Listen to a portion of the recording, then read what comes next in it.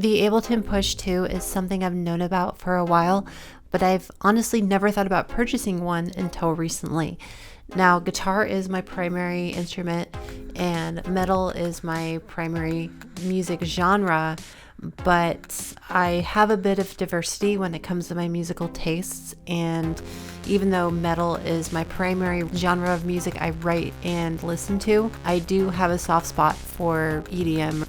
Before purchasing the Ableton Push 2, I heard some really good things about it, and I have to say, this thing has a lot of features. There are so many things you can do with this thing. The first thing I noticed though is the build quality. It's made of anodized aluminum that has this kind of weird rubbery coating feel to it, but it's not cheap by any means. It does not feel cheap whatsoever. It has, I think it weighs about 6 pounds.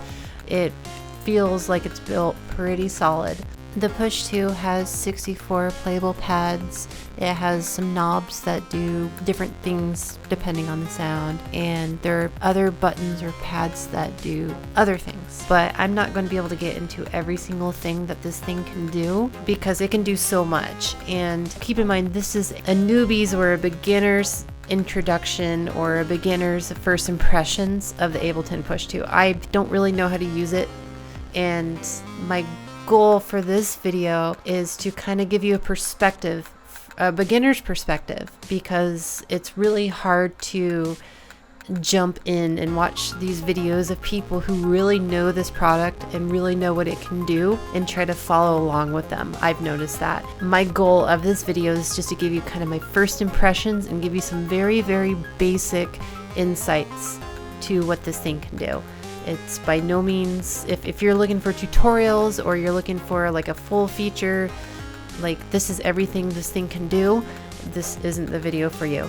Now, even though I haven't had a lot of time to spend with this thing, my first impressions are good impressions. On the back of it, there are 2 pedal inputs that can be used with external pedals, and of course a power input and a USB input to be able, to hook it up to your computer. You can also use a Kensington lock with the Ableton Push 2, which is good, especially if you're playing in a live setting. You don't want somebody to be able to grab it and walk away with it. One thing I found really, really interesting is that it comes with an array of different plug types, and I've seen this, with some power adapters before, where they'll include like a plug that you would use in the UK and then a plug that you would use in the United States or Canada. I have never seen something that included this amount of plugs. So they got you covered. Where it seems like wherever you are in the world, they got you covered. One of the first things you might notice upon playing with an Ableton Push is that the pads are touch sensitive. This means if you push the pad softly, the corresponding velocity of that note or sound is going to be measured by how much you push that pad. The other buttons or pads do things such as play, record, duplicate tracks, automate, mute tracks, change the pad layout, add devices and tracks, etc. There's also a metronome feature, so that comes in really, really handy, especially if you're laying down like a drum track and you're not using the sequencer and you're actually kind of drumming it out. That comes in pretty handy because you want to be able to keep time, and of course you can adjust the tempo as well. The knobs do various things depending on what you're doing. Like for example, if you're playing with a sound or something, you can change the different frequencies or the decay or the drive. The Ableton Push 2 also includes a touch sensitive slider, as you can kind of see it in this video here, in between the buttons all the way on the left and then the pads. That allows you to do things such as change the pitch of certain sounds in real time, and it'll record, if you're recording, it'll record that, which is really, really cool. Now the Push 2 did come with a copy of Ableton Live Intro. And Ableton Live Intros, it's intro, right? It's just there to kind of show you the basics of what the software can do. I don't remember how many sounds it has off the top of my head, but it's an introduction. That's one good way to see if, hey, maybe you just bought this and you want to test it out with the software. It's a good way to see if it's something you really want to get into. All right, so I have the Push 2. It's hooked up to my MacBook. I'm not in my usual spot. I'm on my couch, but this is what it looks like, of course, lit up. Let me delete everything out of here.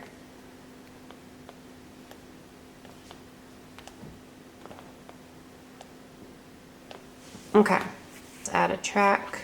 Generally, the first thing you want to do, of course, is add some sort of drum track.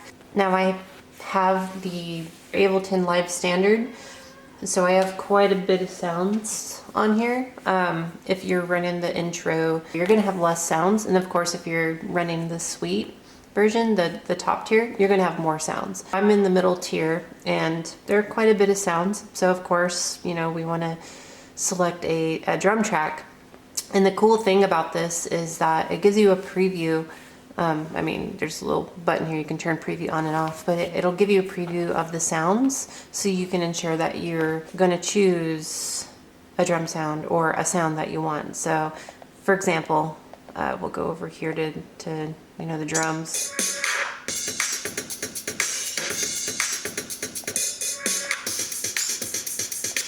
So I'm just going to choose like an 808 kit or a 909 kit, and then load it up, and it's loaded into the track. Let's see if I can delete that one. Okay, these 16 pads lit up here are your the drum sounds. So and there's really two ways you can do this. For drums, I usually use the sequencer. You can either hit record and start like drumming it out, like, you know, you could do that. You could record it like that, and you can use the metronome to make sure you keep time, and you can quantize and stuff like that. But for drums, I generally, currently at least, I generally like to use the sequencer. That way I can ensure that the time and the velocity are all equal, so I don't have to go around messing around. And you know, my experience with this thing is so limited that I'm really at the playing around stage. So when I'm playing around with something, it's much easier just to do the sequencer. Oops, let's remove those. And you can hit them all at once, but so yeah, we got this guy going, and what other sound do I want?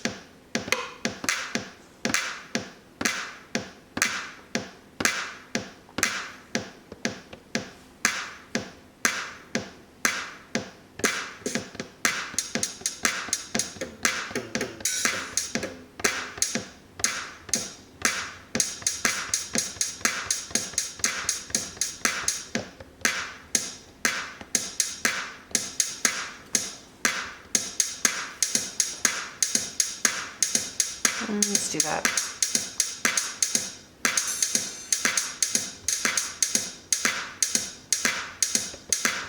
I don't know what I want for sound. So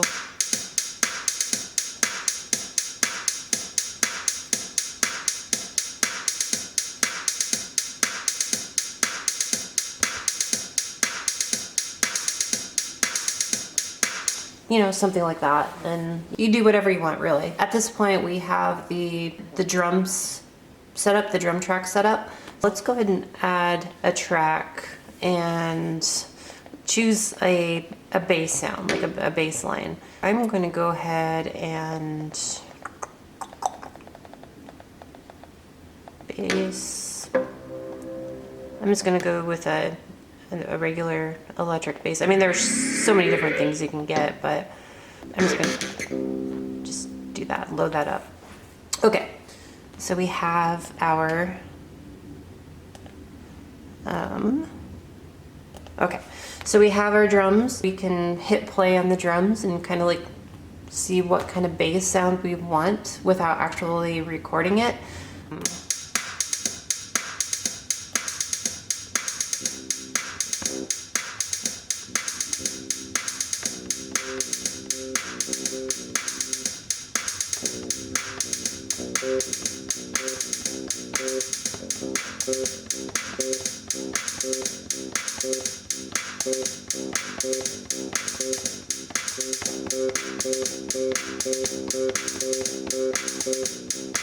Let's just something silly like that.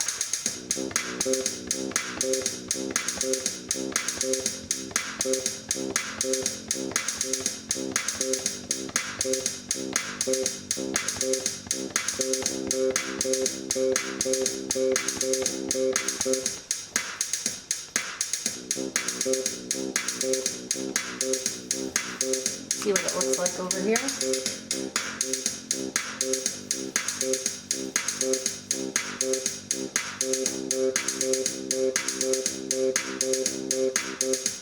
Okay, so it's got an extra.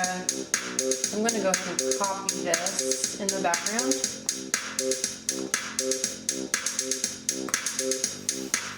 That way it plays a complete, it goes on a complete loop.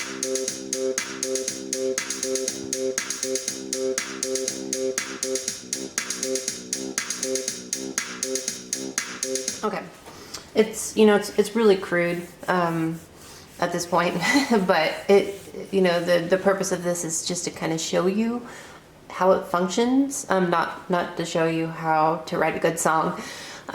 So we got a drum track, we got a bass track, and now let's say we want to add a saw or something.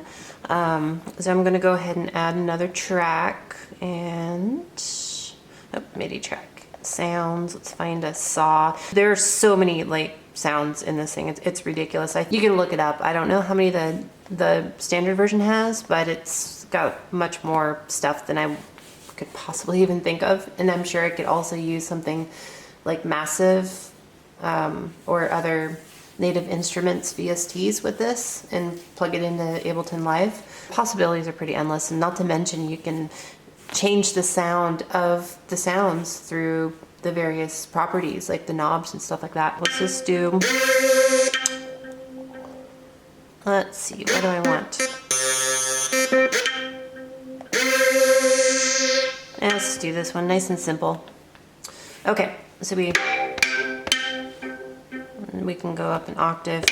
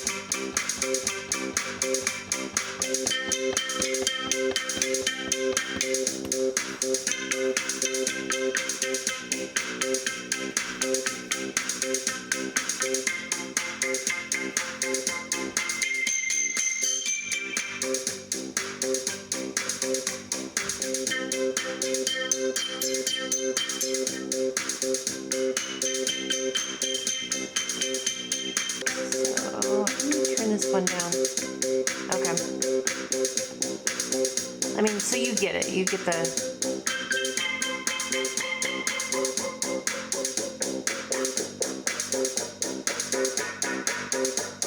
You get the picture. I mean, that was kind of a crappy sound, but so that's kind of an example of how you can make something. And of course, you know, it's all into...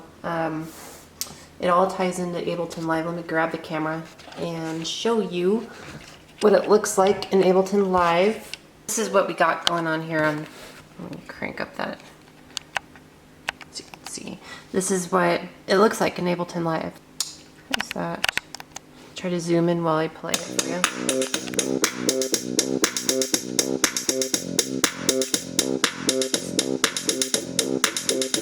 This one is the saw that I freaked out.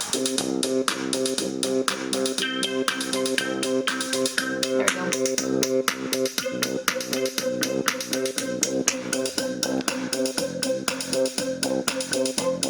So I can actually mute that track.